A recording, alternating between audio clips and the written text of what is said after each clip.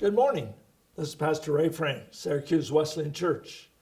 And today is Monday, September the 30th, very end of the month.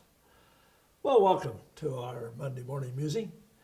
Now, some of you young whippersnappers who are particularly brilliant may be thinking to yourself, wait a minute, that's exactly the same shirt and tie he had on last week.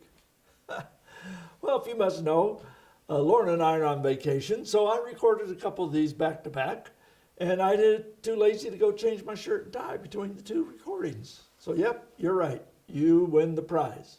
I haven't decided what the prize is yet, but you get it. Hey, we've been talking about the church and the roles that members have to play in the church, and whether or not we should be a member of a local church.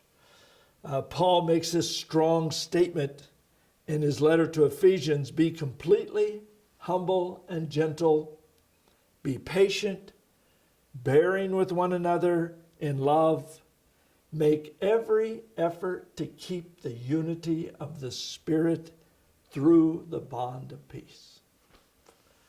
Those are pretty strong words. Make every effort to keep the unity. Well, unfortunately, and very sadly, too many times in church history down through the years, there have been division in the church. Now, folks, there's always going to be disagreement. We don't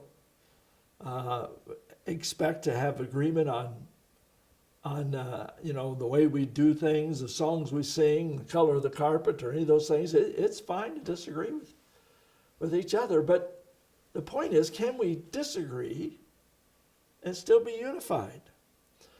Well, verse 2 gives us that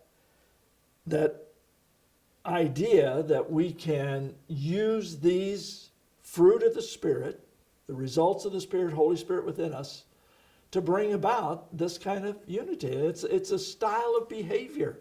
Now, folks, I'm not talking about, discipline, grit my teeth, clench my fist, I'm going to do this right. No, it's about a surrender to the Holy Spirit and allowing Him to make us this way in order for us to get along with each other and have unity in the church. And here's the four things he talks about. Humility. He says, be completely humble. And of course, that's a sense of being broken and a dependence before God. To say, I'm not capable. I am totally dependent on God. That's the spirit of humility. It's the opposite of pride and conceit. Always measure your life by the standards of Jesus Christ Himself, who said, I am humble in spirit. Now, if you really want to do a little homework on what does it mean to be humble, go to Philippians chapter 2 and do a little word study there. He talks about humility and thinking of others more than yourself and so on. But then he gives this great example of Jesus humbled Himself and became obedient. So we can't always tell if we have a spirit of humility, but it's pretty easy to tell if I have a spirit of obedience. Am I willing and able to obey the rules, whether it's my employer or the government, or those in authority in the church? Do I have a spirit of obedience? Be humble. Be completely humble, he says. And then be gentle.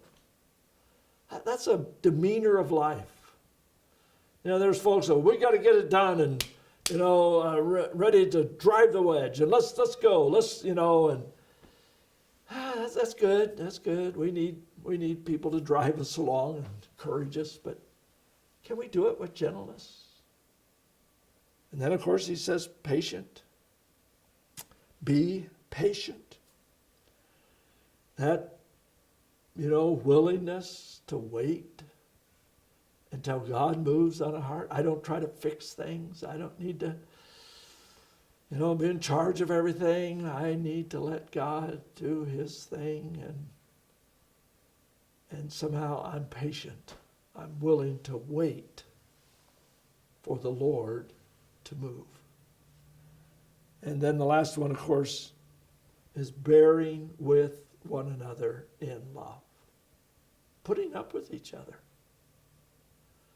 I'm not talking about having a warm, emotional, gushy feeling for somebody. You know, emotions come and go.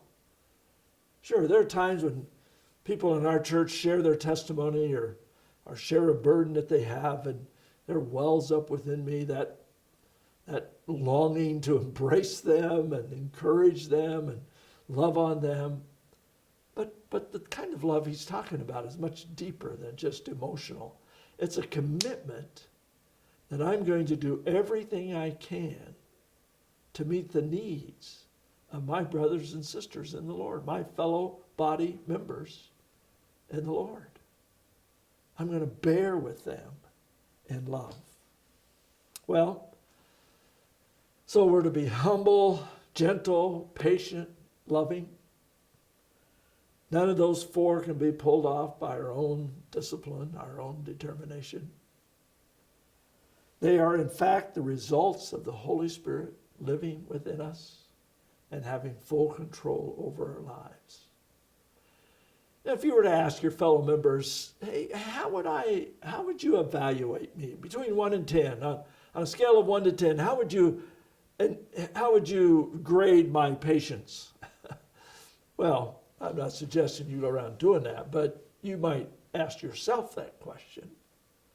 And if the answer is less than what you want it to be, the answer isn't try harder, do better. The answer is more surrender, more control over to the Holy Spirit. Well, I trust you're loving the church as much as Christ loved his church, loves his church, and gives himself for it. God bless you. Have a great week.